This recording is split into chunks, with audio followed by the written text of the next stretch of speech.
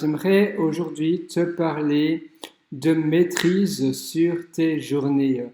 Parfois, on vit ces journées et on n'a aucune maîtrise dans ces journées. Ça veut dire que on a l'impression de ne pas être le pilote de sa journée. Pourtant, être le pilote, voilà, ça devrait être la première chose la plus importante, c'est pouvoir finalement être un peu comme le chef d'orchestre de sa journée. On voudrait vraiment que sa journée se passe exactement comme sur un plan, tu sais, un plan d'architecte qu'un architecte créerait, et tu voudrais que ça soit un peu pareil. Et je ne sais pas combien de jours sur une année, tu passes des journées qui sont vraiment imprévues, mais en règle générale, c'est dans les alentours de 300 jours sur une année. Sachant qu'il y a 365 jours dans une année, c'est pas énorme. Pourquoi cela? Tout simplement parce que peu de personnes pensent à planifier ces journées. On pense à planifier nos vacances, on pense à planifier notre retraite, on pense à planifier la naissance d'un nouveau-né, on pense à planifier un mariage, on pense à planifier plein de choses, mais pour je ne sais pas quelle raison, on ne pense pas à planifier notre journée, nos journées.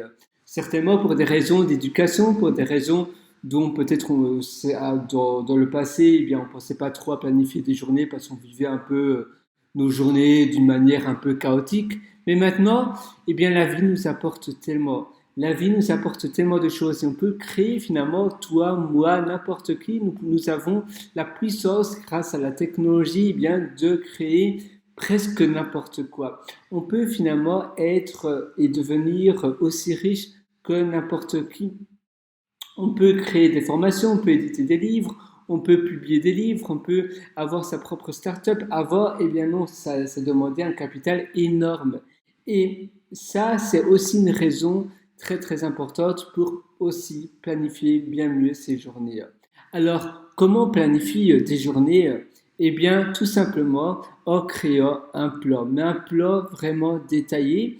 Évidemment, avec pas trop de choses parce que bien évidemment, il y aura toujours des imprévus, mais un plus ou moins un squelette. Ça veut dire un plan où tu auras plus ou moins les choses essentielles. Un peu comme un échafaudage qui va consolider un bâtiment, toi, tu vas avoir, ton plan va servir d'échafaudage pour consolider tes journées. Tu vas avoir un échafaud qui va justement te permettre de t'aider un peu comme un guide, un peu comme une guidance qui va te permettre d'éclaircir tes journées, un peu comme si tu étais dans une cave et que tu voyais pas trop le bout, sauf que boum, tu as une lampe, une torche et ça t'éclaire la cave. Et là, tu te dis waouh, maintenant je vois beaucoup mieux. C'est à ça que ça va servir. Alors, comment on crée un plan? Ton plan doit vraiment être détaillé. Je te conseille vraiment de l'écrire sur un format numérique, sur ton téléphone portable, sur une tablette, sur un PC, etc. Tu as des applications assez chouettes. Moi, j'aime bien l'application Things, donc Things. Pourquoi j'aime bien cette application? Tout simplement parce que,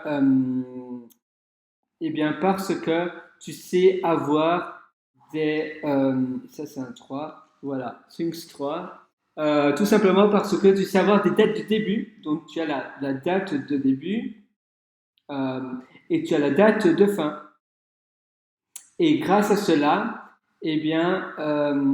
donc date de début, j'ai pris vraiment très mal, hein. Mais date de début et date de fin, euh, ça te permet tout simplement de te dire, OK, aujourd'hui, je dois commencer cela, à la fin de la semaine, je dois avoir terminé cela. Qu'est-ce que je peux faire aujourd'hui, demain, après-demain, du lundi au dimanche, pour pouvoir terminer ce que je veux absolument avoir terminé.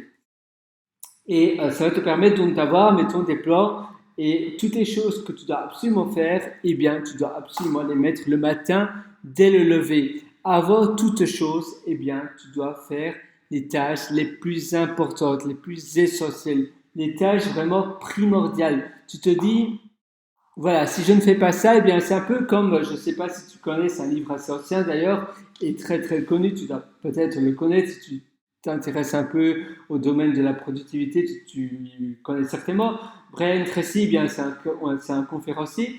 Et au début de sa carrière, il avait publié eh bien, le livre qui s'appelle Avaler le crapaud, donc Eat That Frog, qui veut tout simplement dire que si tu avais un crapaud horrible avec des yeux gluants, un crapaud, tu sais, imagine le crapaud le plus immonde possible, eh bien, si on t'oblige de le manger, comment ce serait le plus simple de le manger?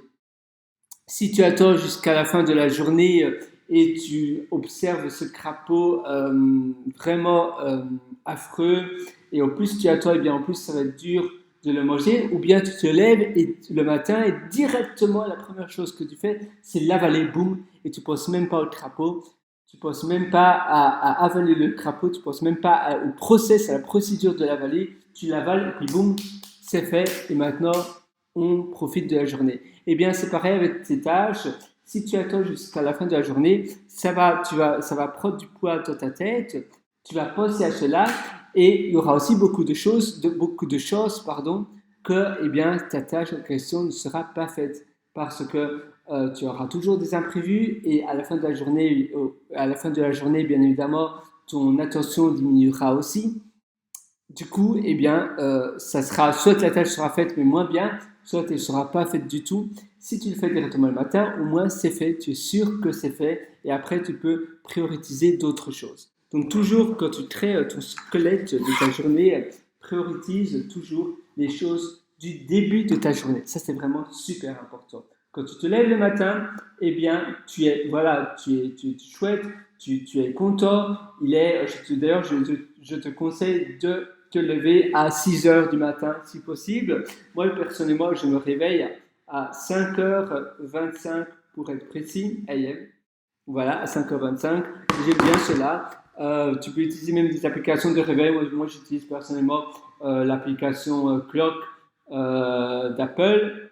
Et j'ai tout simplement, ah ben c'est 35 en réalité, j'ai tout simplement ceci, tu vois, et je mets 5h35. Là, ça met que je vais au lit plus ou moins vers 10h35. C'est en général vrai. Parfois, je vais au lit vers 11h. Mais en règle générale, j'essaie de dormir 7 heures par nuit.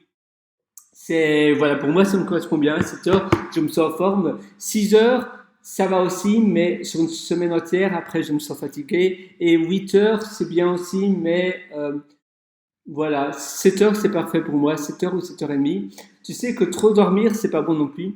Et trop dormir pas assez, c'est pas bon non plus, bien évidemment.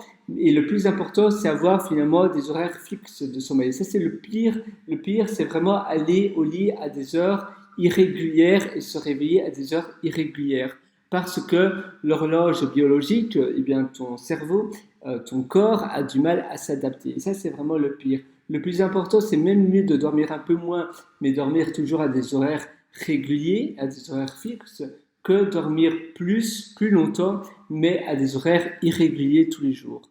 Et le pire de tout, voilà, je ne sais pas qui a inventé ça, mais c'est faire la grasse mat.